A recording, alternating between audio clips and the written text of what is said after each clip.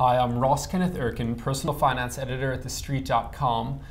I am joined today by Nicole wURKEN, research director at Mad Money, who happens to be my sister, and we welcome you to What's wURKEN, where we profile exciting and young entrepreneurs and thinkers. We have with us Jason Franklin, the co-founder of Sportiqe, an exciting apparel brand that's actually launching a new collaboration with ESPN this week at Bloomingdale's. Welcome, Jason. Thank you for having me. So Jason, Ross and I were looking at your website before, and your Sportiqe is in particular a fashion brand for fans of all sorts. What does that mean, and how did you get inspired to start this kind of a business? Well, I grew up as a sport nut, so anytime I can go to sporting events growing up, I always went. So baseball, basketball, hockey, football, I was always trying to go see sports. And if I wasn't at a game, I was watching it on TV, and if I wasn't playing sports, I was going to see concerts. So I was just always inspired by watching sports. And what I wanted to do was figure out, since I knew I wouldn't be good enough to play professional sports, is modesty. Is just figure out a way to still stay in the industry. And my great grandmother was a clothing designer. My grandmother was a clothing designer, and realized that maybe my passion would be in the apparel industry. And why not figure out a way to make those two, apparel and sports, sort of collaborate, do a collaborative effort with both of them. So started designing apparel at a very young age. You married your passion for sports with fashion.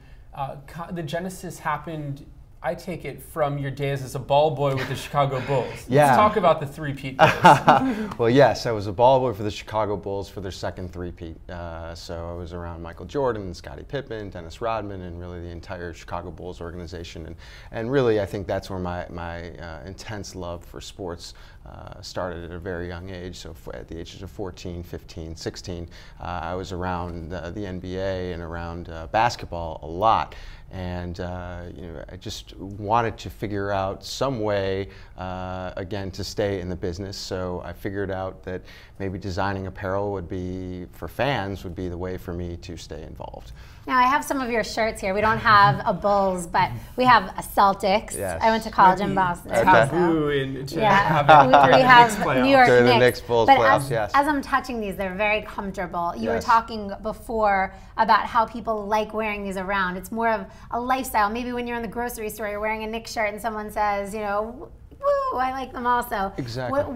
Why is this of interest beyond just going to a game? Where would people be wearing these kinds of Well, items? what we felt was a void in the marketplace was developing a fashion brand for the fan. And when we found that when fans were either going to sporting events or not even going to the events, but they just wanted to show that they were a fan of a team, a brand, or a band, that there weren't really any options of something cool and comfortable to wear to the event or just out with their friends. So that's where Sportiqe really jumped in and said that we would fill a niche in the industry for bringing fashion apparel to the fans.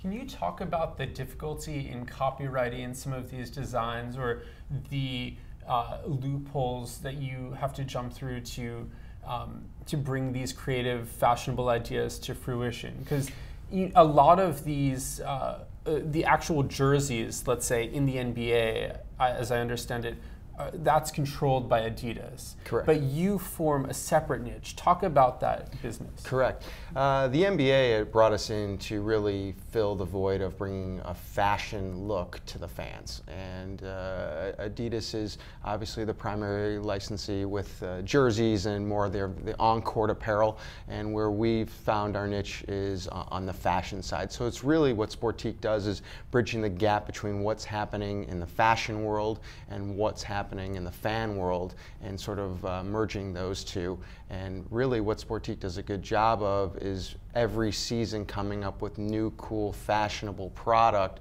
that's very trend right in the industry, and bringing that to the fans.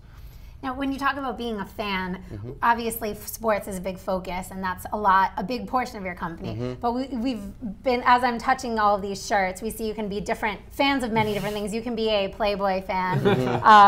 There are many of those, I guess. The Grateful Dead. The Grateful Dead. You're a very big music enthusiast. Yes. I think you were saying before you'd been to 3 concerts in 1 week. Yes. Overload. Yes. Tequila Avion, which had quite an entourage appearance. Yes. I mean, we could just keep going through all of these cores.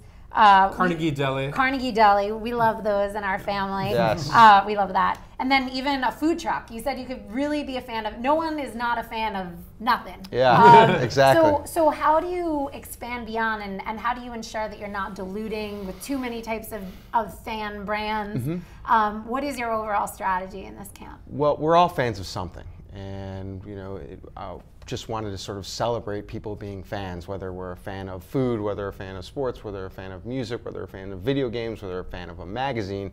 We're all fans of something. And what we really started targeting was some of those iconic brands, and really we've been getting phone calls now from everyone, from corporations across America, because we've done a phenomenal job at being an extension of marketing their brands. So you know, we work with accounts and clients such as McDonald's, EA Sports, ESPN, Playboy, all really bringing a fashion side of their business and being an extension of their brand and bringing that to retailers such as Bloomingdale's, Urban Outfitters, and boutiques across the country. What's the future of Sportiqe in terms of major sporting events and league apparel? Could we see a Sportiqe NFL edition or a Sportiqe MLB edition? Well, we sure hope so. I mean, those are obviously 2 major brands that we would love to be affiliated with, and hopefully as they see us, Sportiqe continuously growing in the industry, both at the arena level and also at the boutique and department store level, that they will realize that Sportiqe can fill a niche that is different than some of the other avenues that they already have filled. So yes, hopefully someday we can sit and talk about some of the other brands that we're bringing on. But right now is a huge opportunity for growth at retail. So as I said before, we have an event tomorrow at Bloomingdale's with our ESPN launch, and also really growing our own brand. As the Sportiqe brand we've done a nice job building a lifestyle brand where people are now recognizing Sportiqe as something to wear that's very comfortable and very fashion right and trend right, and our garments are so comfortable and so soft, so they want to just wear Sportiqe now. So that's been a big avenue of growth for us. Jason Franklin with Sportiqe, Nicole WURKEN, Research Director for Mad Money. I'm Ross Kenneth WURKEN. That's what's working.